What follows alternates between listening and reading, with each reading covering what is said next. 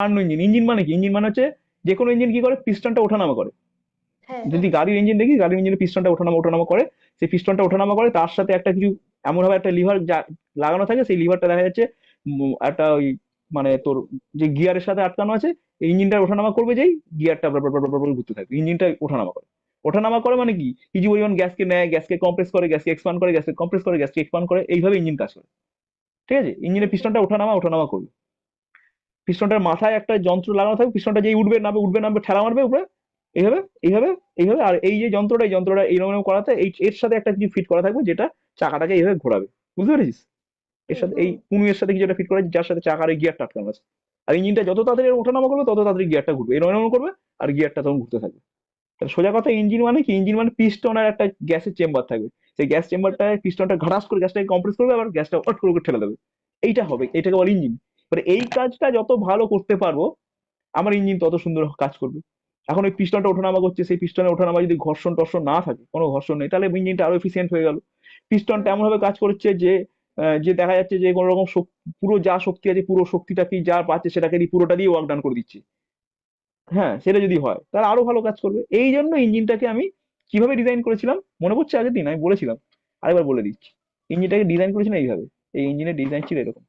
No no. No loss, কোনো loss হবে না অত। কোনো লস হচ্ছে না, তবুও ওর এফিসিয়েন্সি 100% হচ্ছে না। কোনো লস নেই, অত এফিসিয়েন্সি 100% হচ্ছে না। কোনো লস থাকলে না থাকলে তো এফিসিয়েন্সি 100% হওয়ার কথা। সেটা হবে না। সে কত এফিসিয়েন্সি হবে, ওই যে ফর্মুলাতে আমরা লিখেছি, এরভাবে এফিসিয়েন্সি লিখেছি। ইঞ্জিনটা কিভাবে রান করছে, ইঞ্জিনের প্রসেসটা আমি কিভাবে গ্রাফিক্যালি দেখাচ্ছি, ইঞ্জিনটা কিভাবে কাজ করছে। পিভি গ্রাফ ইঞ্জিনের। ইঞ্জিনটা কিভাবে কাজ করছে। সরু সরু লাগছে কেন? ও, 80% হয়ে গেছে। টাক্কাস নে। ইঞ্জিনের কাজ করার প্রসেস হচ্ছে, প্রথমে কি হবে, প্রথমে ইঞ্জিনটা আইসোথার্মাল এক্সপানশন হবে। Isothermal expansion. এবার আইসোথার্মাল এক্সপানশন মানে কি?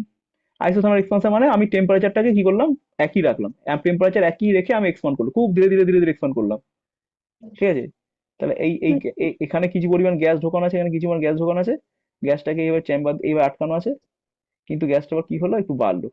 আইসোথার্মালি এক্সপান্ড করলো খানিকটা, এতটা এক্সপান্ড করলো আইসোথার্মালি, এতটা এক্সপান্ড করলো গ্যাসটা। আইসোথার্মাল মানে কি? আইসোথার্মাল মানে কি? আইসোথার্মাল মানে কোনো রকম উষ্ণতা পরিবর্তন হলো না। উষ্ণতা পরিবর্তন হলো না মানে অভ্যন্তরীণ শক্তির কোনো, সর্বোচ্চ প্রক্রিয়া।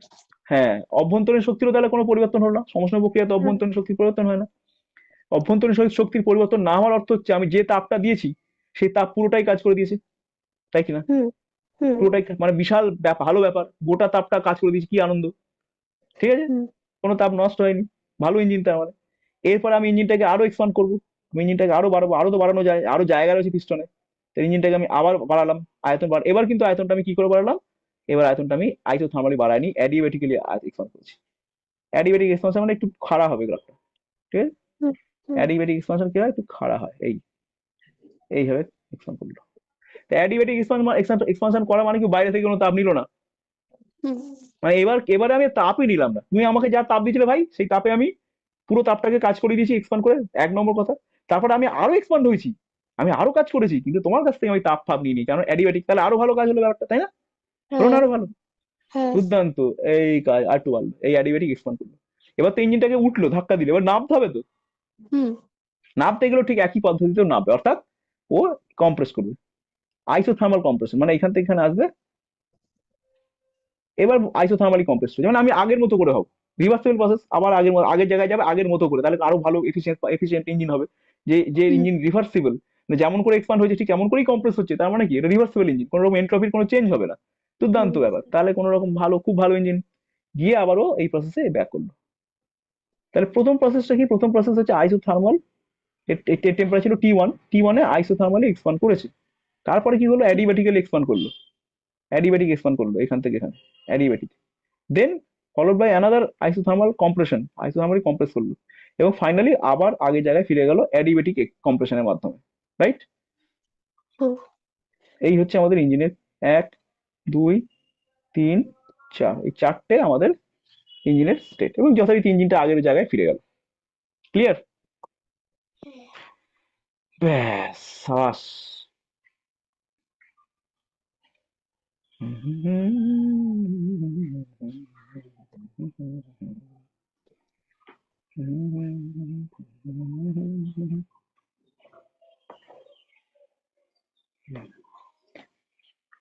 মানে এইবার কি হলো, ইঞ্জিনটা এরকম ছিল, এই প্রসেস, এইটার পরে এইটা হলো, তাই তো?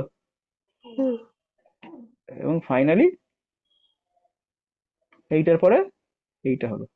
বুঝতে পারছিস তো কিভাবে পিস্টনটা হুম পিস্টনটা ওঠানামা করছে? যেমন পিস্টনটা এরকম পিস্টনটা ছিল, এই দণ্ডটা, দণ্ডটা ফটাক করে এতটা উঠলো, এই উঠে গেল, তারপরে আবার দণ্ডটা নেমে এলো, এবং এই নেমে গেল। এই দণ্ডটার সাথে কি একটা কিছু একটা যন্ত্র লাগানো থাকবে, যে যন্ত্রটা ঠেলা মারার জন্য যন্ত্রটা বড় বড় করে ঘুরতে থাকবে। বুঝতে পারছিস? এর চাকার মতো আটকানো আছে।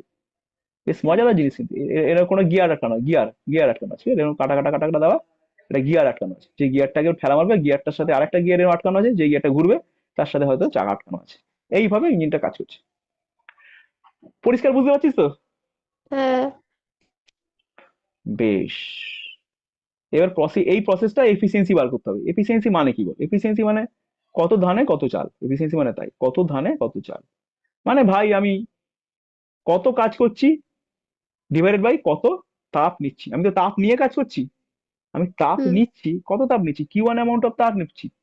কিউ ওয়ান অ্যামাউন্ট অফ তাপ নিয়ে গোটাটাকেই আমি ওয়ার্ক ডান করতে পারছি না, খানিকটা ওয়ার্ক ডান করছি।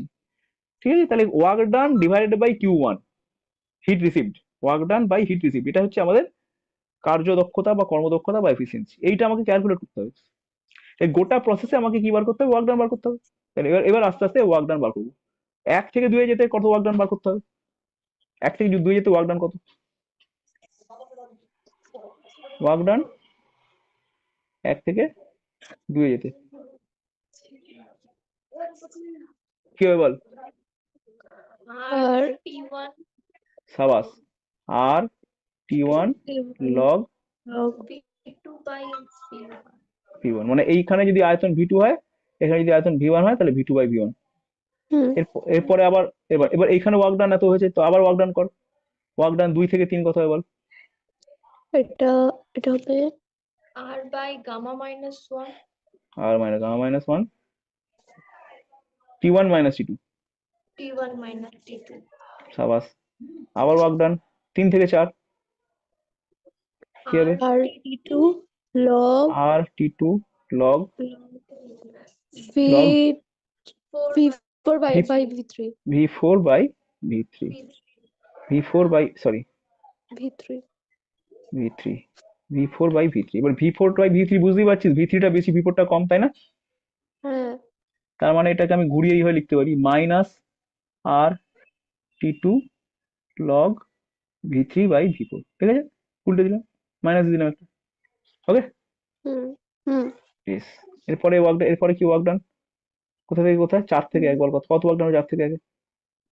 এটা হচ্ছে R by gamma minus one T plus T one T2 minus T1, ব্যাস। টোটাল ওয়ার্ক ডান কত হচ্ছে? সবগুলো প্লাস সবগুলো যোগ করে দেখ, সবগুলো যোগ করে দেখ, এইটা কেটে যাবে, এইটা একটা কেটে যাবে দেখ। হ্যাঁ কেটে যাবে এই আগের দিন এই কাটাটা আমি কিছুতেই কাটতে পারছিলাম না, এইটা এটা কেটে যাচ্ছিল। আগের দিনে কি করেছিলাম জানিস ভুলটা? আমি এখানে T1 T2 T3 T4 এসব করে দিয়েছিলাম, দিয়ে কিছুতেই কাটছে না। এবার কেটে গেল, তাহলে পড়ে থাকলো কি? টোটাল ওয়াল পড়ে থাকলো হচ্ছে আর, T1 log V2 by V1 minus plus আর ও minus T2, T2 log V3 by V4। ঠিক আছে, এটা টোটাল ওয়ার্ক ডান বের করে ফেললাম।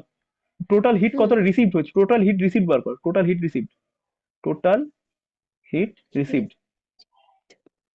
হিট রিসিভ মানে প্রথমেই রিসিভ হয়েছে হিটটা, এই প্রথমেই হিটটা ঢুকেছে এখানে, তাই না? এই যে কিউ হুম যখন তুই এক্সপান্ড করলো, ও যখন আইসোথার্মাল এক্সপান্ড করলো, আইসোথার্মাল এক্সপান্ড যখন করলো, পুরো হিটটাই ওয়ার্ক ডান করেছে, তো ওই হিটটা Q1 তখন নিয়েছে। আর আর তো আর কোথাও হিট হিট কিন্তু নেয়নি। 2 থেকে 3-এ যখন গেছে হিট নেয়নি, অ্যাডিবেটিক। 3 থেকে 4-এ গেছে কাজ হুম করা, হিট নেই, হিট ছেড়েছে। 3 থেকে 4 মানে হিট ছেড়েছে, হ্যাঁ হিট ছেড়েছে, তাহলে Q2। এই প্রসেসে হিটটা Q2 বেরিয়ে গেছে, কিন্তু আমার হিট রিসিভ তো এইটা। তাহলে Q1 কত? টোটাল হিট রিসিভ Q1, ওটাই হবে ওয়ার্ক ডানটা, হিট রিসিভ মানে আর। আইসোথার্মাল, তো আইসোথার্মাল মানে কি, যত হিট দিয়েছে সেটাই ওয়ার্ক ডান করেছে, তাহলে হুম আর, তাহলে কত হবে? ওইটাই, এটাই হবে অ্যান্সার। Q1 সমান হচ্ছে আর T1 লগ, তাই না? হ্যাঁ কি না? হুম ভি টু বাই ঠিক আছে, এটা কি? হ্যাঁ ঠিক আছে, এবার এফিসিয়েন্সি কত বার কর। এফিসিয়েন্সিটা মানে হচ্ছে কত কাজ করলাম বাই কত। কত কাজ করেছি, R T R T one, R T one log V two by V one minus R T two log V three by V four divided by R T one log V two by V one. তাহলে এটা করলে পরে কত আসবে, one minus T two by T one, উপরে আসছে log V three by V four, তাই তো, হ্যাঁ আর নিচে আসছে log V two by V one. হ্যাঁ, এইবারে দেখ মজাটা, গ্রাফের দিকে তাকা। এই যে অ্যাডিবেটিক প্রসেসে আমি লিখতে পারি না, যখন অ্যাডিবেটিক প্রসেস যখন 2 থেকে 3-এ গেল, অ্যাডিবেটিক প্রসেস 2 থেকে যখন 3-এ গেল, তো আমি লিখতে পারি যে T two V two to the power gamma minus one সমান 2 থেকে 1, সরি 2 থেকে 1 বললাম বললাম, দুইয়ের টেম্পারেচার কত ছিল, দুইতে 2 পয়েন্টের টেম্পারেচার কত ছিল, T1 টি ওয়ান ছিল। তাহলে টি ওয়ান আর 2-এর ভলিউম হচ্ছে V two, T one V two to the power gamma minus one equal to 2 থেকে 3-এ গেল, 3-এর টেম্পারেচার কত, T two, T2 T two V three to the power, ঠিক আছে। তাহলে এখান থেকে আমরা পেয়ে যাচ্ছি T one by T two সমান পেয়ে যাচ্ছি V three by V two gamma minus one. আচ্ছা, আবার যখন 4 থেকে 1-এ গেল, এটা হচ্ছে 2 থেকে 3-এ এসছে, আবার যখন 4 থেকে 1-এ গেল তখন কি লিখবো, চারের টেম্পারেচার কত, টি টু, আর ভলিউম হচ্ছে V four to the power gamma minus one, আর 1-এ টেম্পারেচার কত, টি ওয়ান, ভলিউম কত, V one gamma minus one. তাহলে এখানে T one by T two কত আসছে বল, ওই তো V four, V4 by V1 gamma minus to the power gamma minus 1 ঠিক আছে। তার মানে এটা আমি বলতেই পারি যে এই ইকুয়েশন আর এই ইকুয়েশন দিয়ে আমি বলতে অনায়াসে বলতে পারি যে V three by V two সমান হচ্ছে ভি ফোর বাই, V1 ব্যাস, তার মানে আমি বলতে পারি V three by V four, দেখ এখান থেকে লিখতে পারি আমি V three by V four, ঠিক আছে, হুম হুম V three by V four সমান V two by V one. হ্যাঁ হ্যাঁ, তাই না? হ্যাঁ তাহলে দেখ কি সুন্দর মজা হয়ে গেল, মজাটা দেখতে পাচ্ছিস, হ্যাঁ এই দেখ এইটা সেম, তার মানে হ্যাঁ কেটে যাবে, হুম তাহলে এইটা সমান কত চলে এলো, one minus T two by T1 এই প্রমাণটা হলো। হ্যাঁ এই প্রমাণটা পরীক্ষায় দিতে পারে, কিন্তু এই প্রমাণটা দিলে একটু খাটনি আছে কিন্তু, হ্যাঁ খাটনি আছে, প্র্যাকটিস করে যেতে হবে, ভুলে গেলে হয়ে গেল, হাতে হেরিকেন চলে আসবে, একবার যদি ভুলে যাস পরীক্ষা আর মনে পড়বে না কিছুতেই, ঠিক আছে। হুম এইবার এই প্রমাণটাকে বারবার প্র্যাকটিস, বইতেও দেখবি করে দেওয়া আছে, ঠিক আছে, এটা নিজেরাও পারবি করতে, মানে বই না দেখে এটা নিজেরা একটু চেষ্টা করবি, দেখবি পেরে যাবি।